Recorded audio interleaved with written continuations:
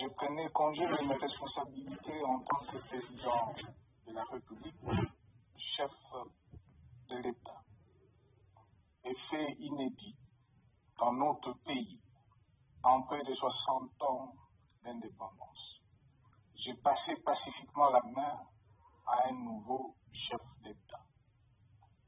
Depuis lors, je m'étais imposé ainsi que je devoir des réserves, y compris quand je fais l'objet, directement ou par mes proches interposés, de provocations, de déni de droit, d'humiliation, d'imputations dommageables et d'autres multiples atteintes à ma dignité.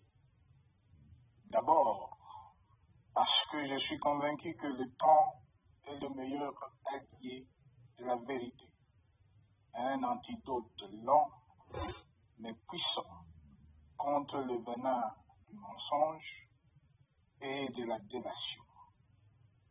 Mais aussi et surtout parce qu'agir autrement aurait fait le jeu de ceux qui, par cette campagne odieuse, cherchaient à détourner l'attention de notre peuple de leur incapacité, aujourd'hui avérée, à répondre à ses attentes et aspirations.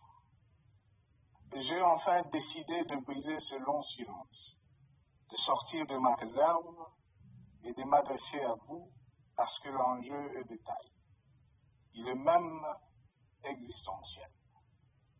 Non pas pour ma famille politique ou biologique, moins encore pour ma modeste personne, mais plutôt pour la nation congolaise et pour l'avenir de notre cher et beau pays. J'ai décidé de briser le silence parce qu'au vu de la situation que traverse notre pays, continuer à me taire m'aurait rendu poursuivable devant le tribunal de l'histoire pour non-assistance à plus de 100 millions de compatriotes en danger. J'ai saisi cette opportunité pour partager avec vous mes réflexions et participer ainsi à la recherche de la solution à la crise que traverse notre pays, la République démocratique du Congo, terre de nos ancêtres, car il est gravement malade et son pronostic vital engagé. Mieux que quiconque, vous en êtes conscient, car vous en faites quotidiennement les frais dans votre chair et vous en payez le prix. Mes chers compatriotes, vu l'importance stratégique de notre pays et le rôle qu'il est appelé à jouer, j'avais, de l'avènement au pouvoir du chef de l'État actuel, conclu avec lui un accord donnant naissance à la coalition entre nos forces politiques respectives. À propos de cet accord, beaucoup de contre-vérités ont été dites, y compris, fort malheureusement, par celui qui est censé connaître la vérité, parce qu'en étant l'un des deux principaux signataires. En attendant qu'au moment opportun, la vérité soit rétablie, preuve irréfutable à l'appui, permettez-moi pour l'instant d'affirmer qu'en ce qui me concerne, la conclusion de cet accord n'avait pour seule motivation que l'intérêt supérieur de la nation.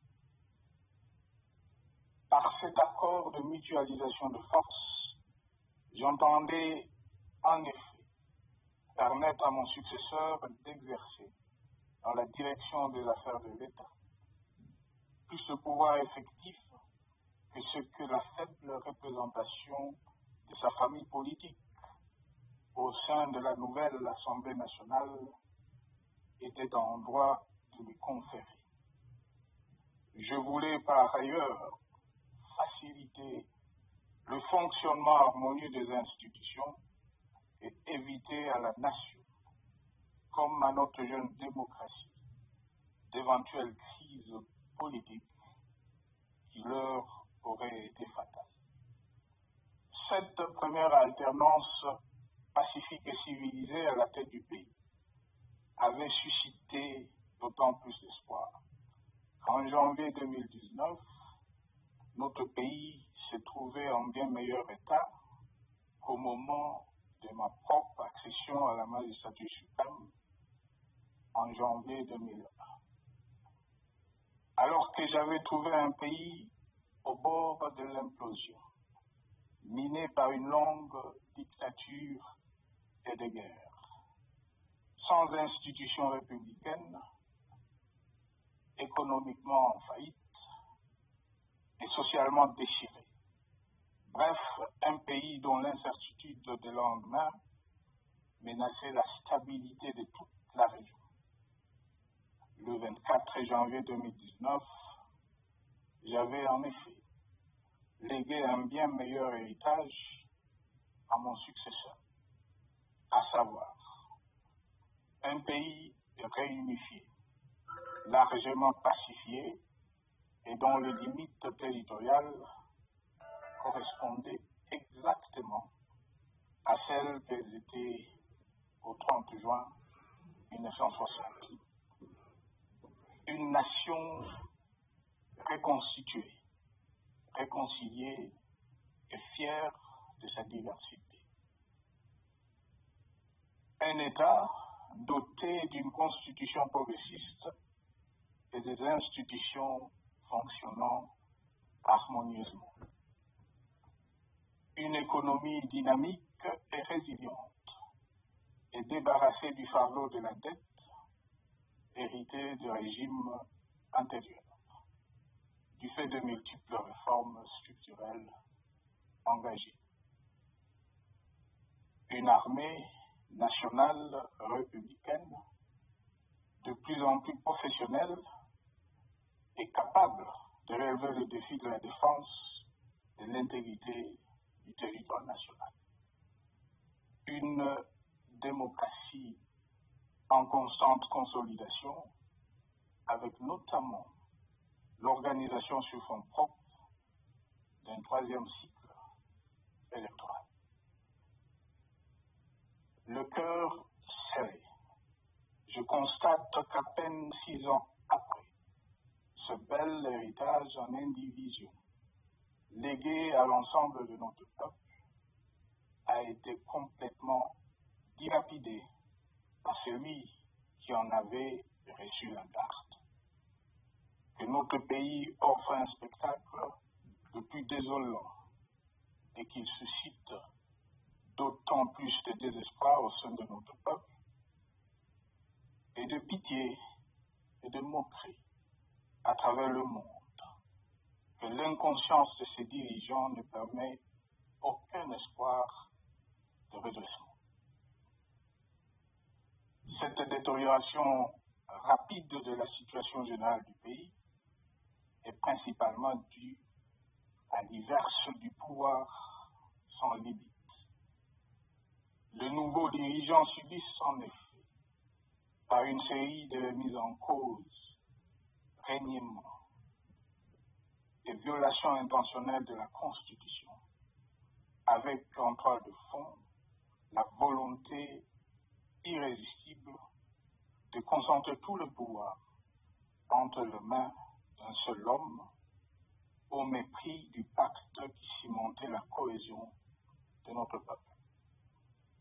Le premier acte de remise en question de ce pacte républicain, véritable socle de stabilité et de cohésion nationale, a consisté à violer délibérément la Constitution et les lois pertinentes.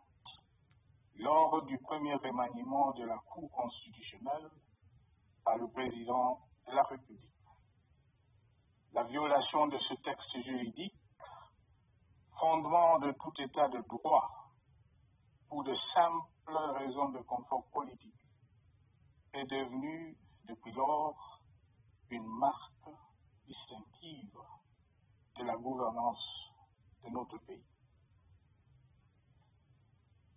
Dans le même esprit, en décembre 2020, il fut organisé un coup d'État institutionnel à la suite du renversement en pleine mandature d'une majorité parlementaire, pourtant dévolue par le peuple souverain, ainsi que le gouvernement qui en était issu. S'en sont ainsi suivis la nomination illégale de membres de la Commission électorale nationale indépendante, ainsi que le simulacre des élections de décembre 2023, organisé en violation du cadre juridique et des normes internationales pertinentes, qui par une ampleur sans précédent de la fraude ont amplifié l'illégitimité des institutions et de leurs animateurs. Le coup de grâce a été donné par l'annonce du projet de changement de la Constitution, un projet dont la réalisation liquiderait totalement le consensus national de San City. Les conséquences négatives de cette gouvernance non orthodoxe sont pour le moins stupéfiantes. Le pays est ainsi devenu un espace de non-droit. La République a cessé d'être démocratique et la volonté du chef de l'État tient désormais lieu de loi suprême, supplantant la Constitution et les lois. En revanche, érigé en politique du gouvernement, le populisme et la démagogie, le mensonge et l'arrogance, la discrimination et la stigmatisation de certaines composantes de notre peuple, l'institutionnalisation du tribalisme et du népotisme,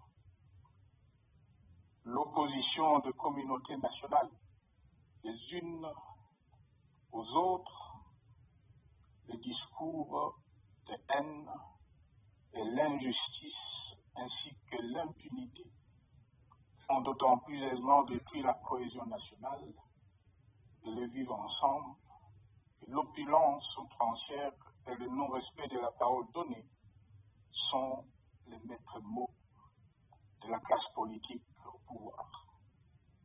Ce qui a rendu le pays fragile et donc vulnérable. Plus grave, le repli identitaire, dangereux pour l'édification de toute nation, a refait surface, avec ses vieux démons dans l'intolérance et la division.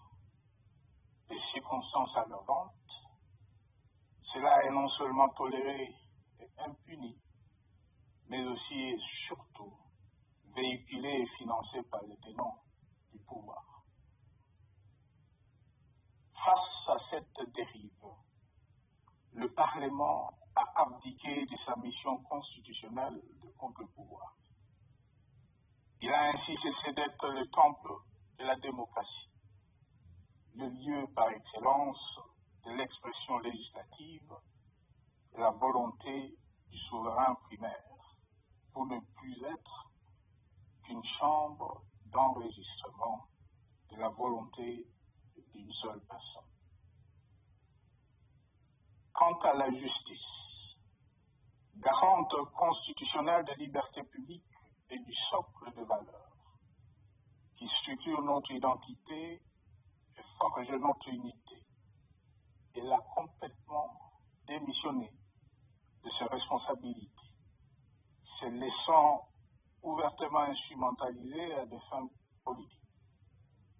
Elle n'est donc plus qu'un instrument d'oppression d'une dictature qui tente désespérément de survivre à contre-courant de l'histoire, par la terreur et l'imposition de la pensée unique.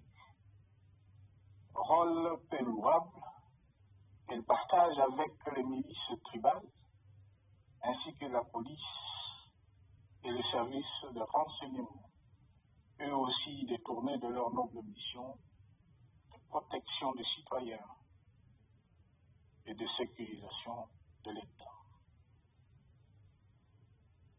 Sur le plan économique, la situation est de plus inquiétante.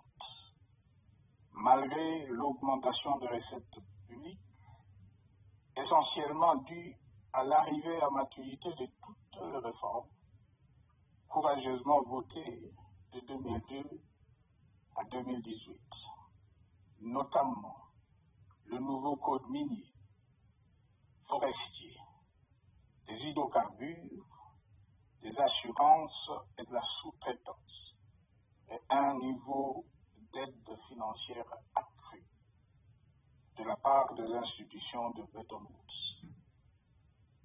Aucun investissement n'a été réalisé pour doter le pays d'infrastructures modernes, soutenir des réformes structurelles et stimuler la croissance. Par contre, l'inflation et la dépréciation monétaire, jadis vaincues, sont de retour. La corruption et le détournement de deniers publics ont atteint un niveau inédit. Et l'endettement public que nous avions maîtrisé de 2010 a de nouveau grimpé en flèche, dépassant la barre de 10 milliards de dollars et suscitant des inquiétudes légitimes quant à la solvabilité à moyen et long terme du pays.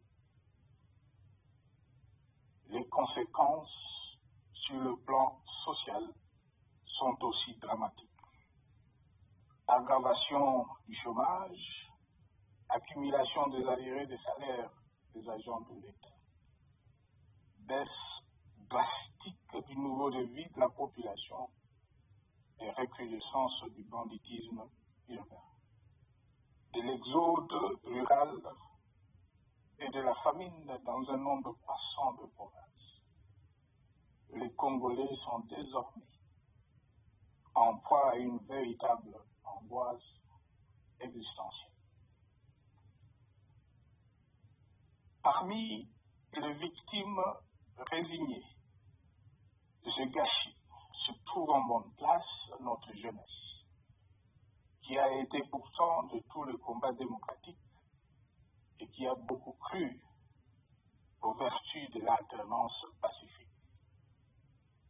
Aujourd'hui, sans repère ni perspective sérieuse du lendemain, elles se sont abandonnées, laissées à la merci des entrepreneurs de conflits et des vendeurs d'illusions de tous bords.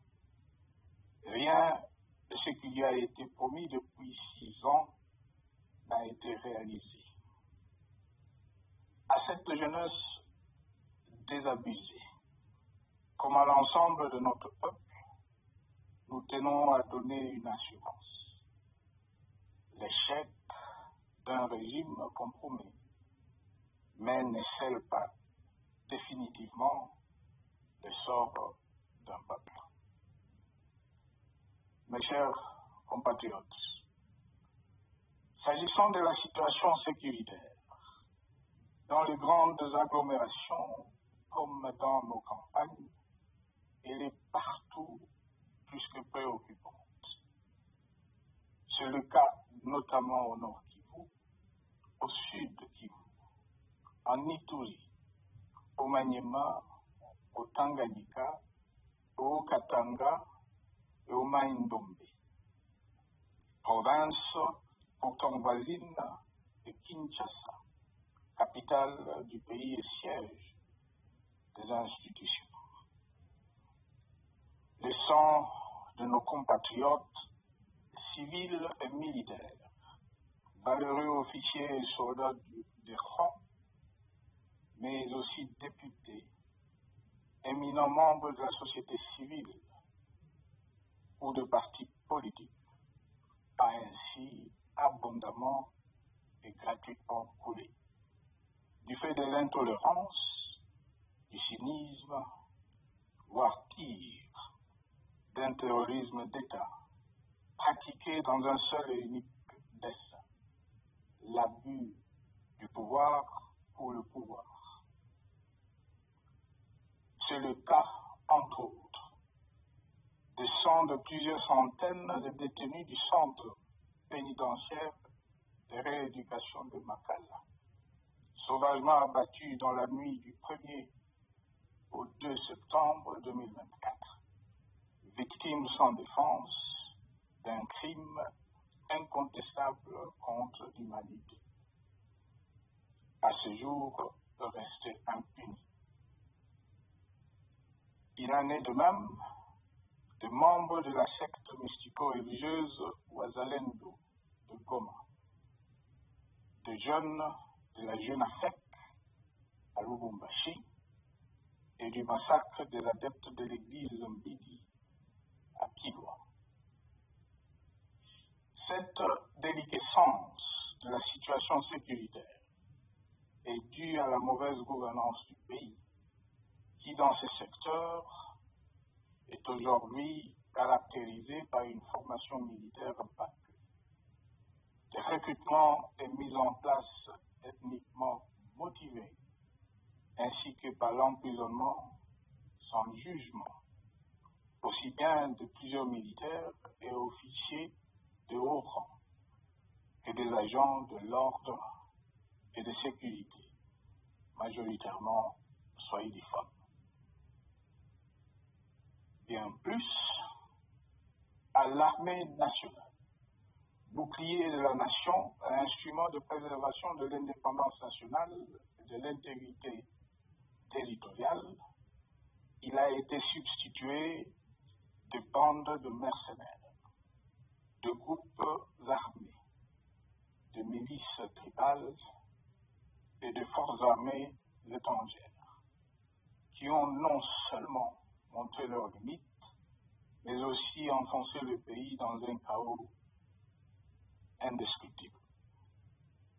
L'État a ainsi perdu le monopole de la violence légitime en sous-traitant aux groupes armés, autrefois maîtrisés, le maintien de l'ordre public et de la tranquillité nationale. Et comme si cela ne suffisait pas, l'armée nationale est vilipendée, conspuée et tournée en dérision par les autorités qui n'assument jamais rien alors qu'elles sont censées veiller à sa consolidation et à sa respectabilité. Pour les avoir formés, commandés et conduits au front, je connais nos soldats, boucs émissaires aujourd'hui de toutes les contre-performances enregistrées sur les champs de bataille. Ils ne sont pourtant pas intrinsèquement moins bons, moins nationalistes et moins loyaux.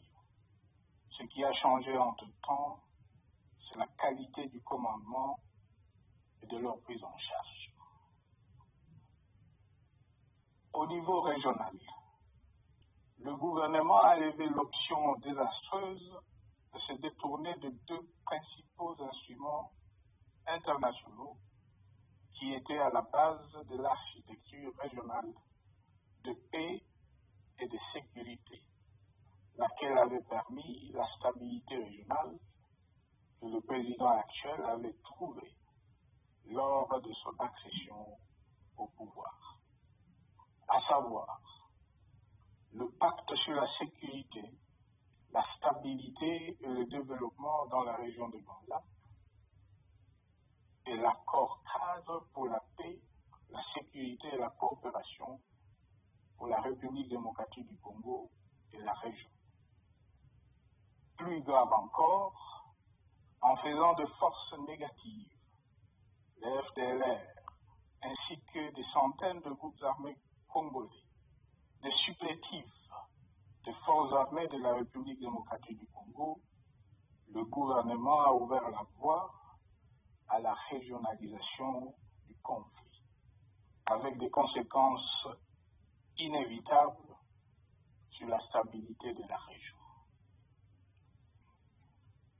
Mes chers compatriotes, alors que sur le plan institutionnel, politique, économique et social, les fondamentaux avaient été établis et que le pays avait été placé sur la rampe de lancement, prêt à décoller.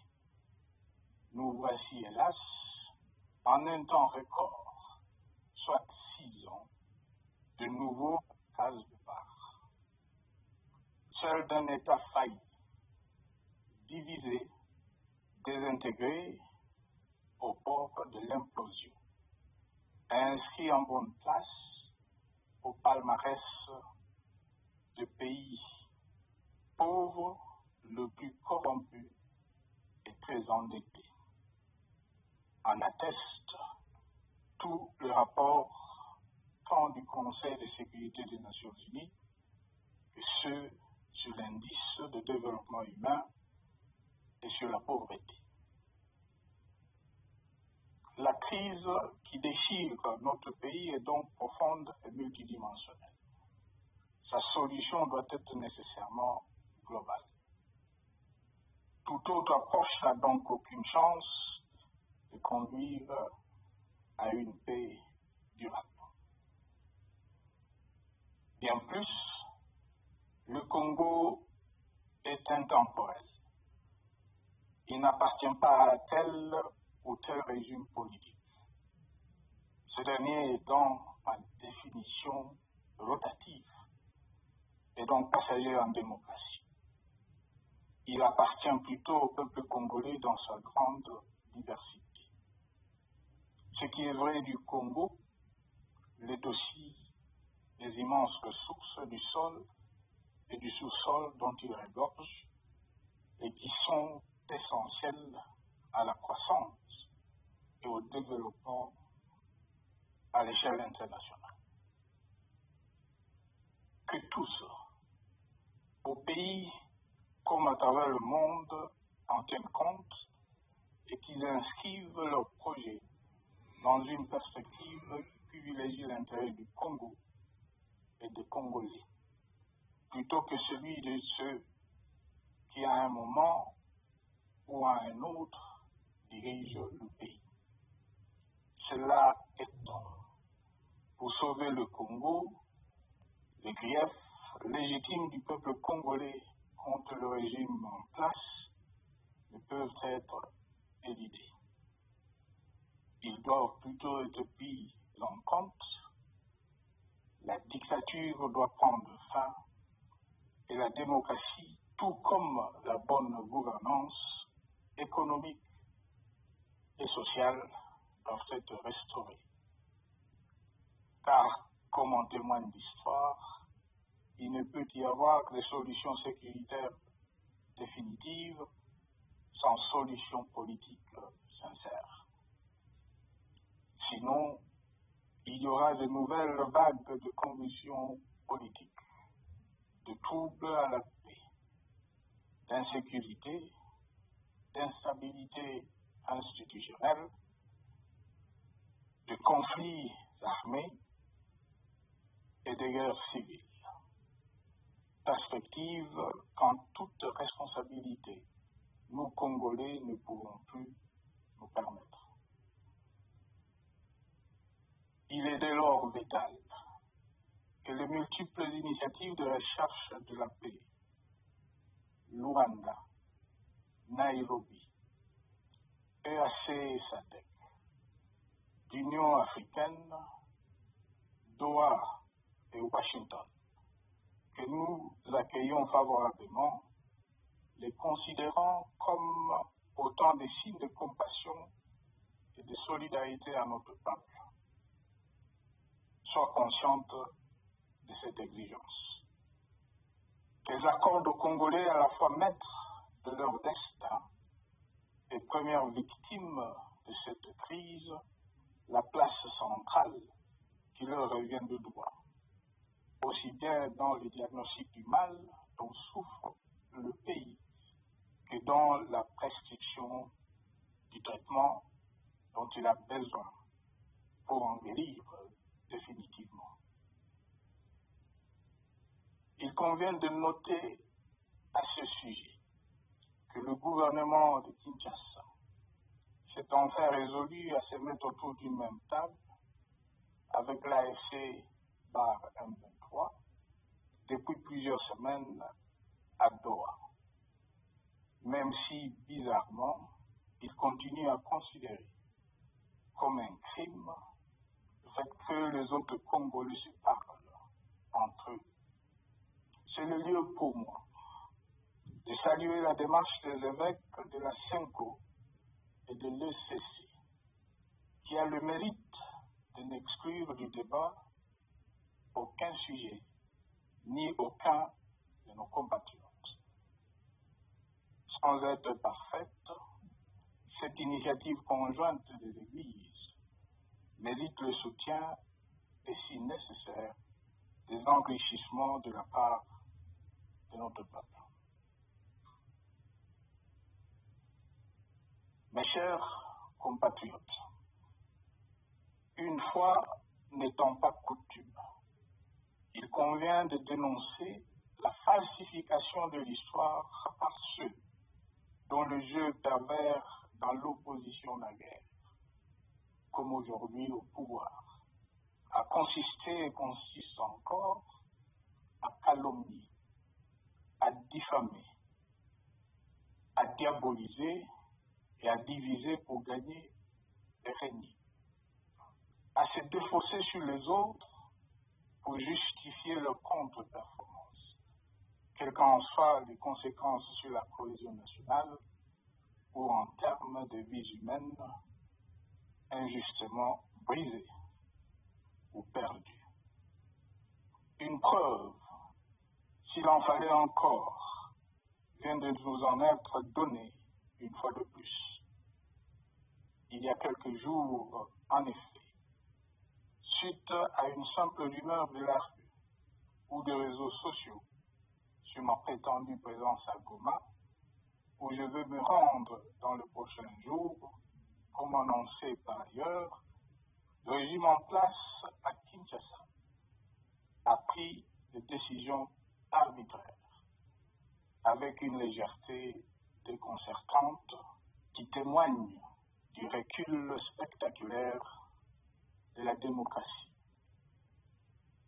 Mieux que quiconque, vous savez que pour moi, le Congo est la priorité absolue, que sa souveraineté et son intégrité territoriale ne sont pas négociables, que mon engagement pour la démocratie, la cohésion nationale, la paix et la stabilité n'est pas un slogan creux, et que le respect de la Constitution et des lois du pays, autant que celui de la parole donnée, sont sacrés.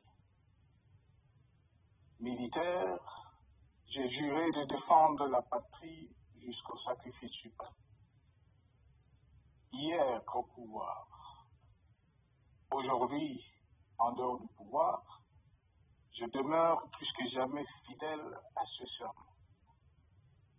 En ce moment où le pays est de nouveau divisé, appelé par le destin, j'ai le devoir d'œuvrer à la recherche de la paix et de contribuer à la reconstruction de notre pays qui se meurt.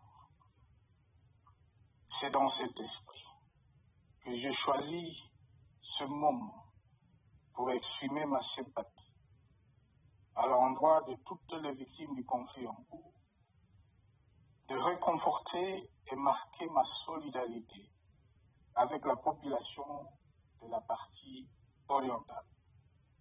Vous, qui êtes abandonnés par le pouvoir central, qui semble avoir pris le parti de vous punir, entre autres, en déconnectant les institutions financières du réseau bancaire national et en restreignant le mouvement de personnes et de biens. Ces décisions et bien d'autres vous asphyxient et rendent votre vie plus précaire que jamais. Et j'en appelle aux uns et aux autres, en particulier au gouvernement, d'humaniser les conditions de vie de nos compatriotes de cette partie du territoire national. Ils ont droit à la vie, à la scolarisation de leurs enfants et aux autres conditions du bien-être. En entendant le rétablissement de l'autorité de l'État sur toute l'étendue du territoire national, j'invite les tenants du pouvoir à protéger la population.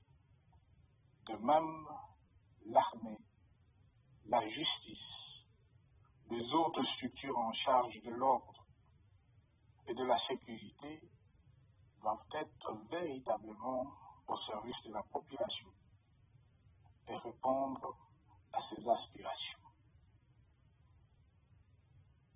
Mes chers compatriotes, de par mon expérience dans des situations similaires, le patriotisme et l'humanisme ont guidé le processus de règlement de conflits et ont porté de fruits dans le passé, aussi bien sur le champ de bataille que sur celui de négociation ou du dialogue.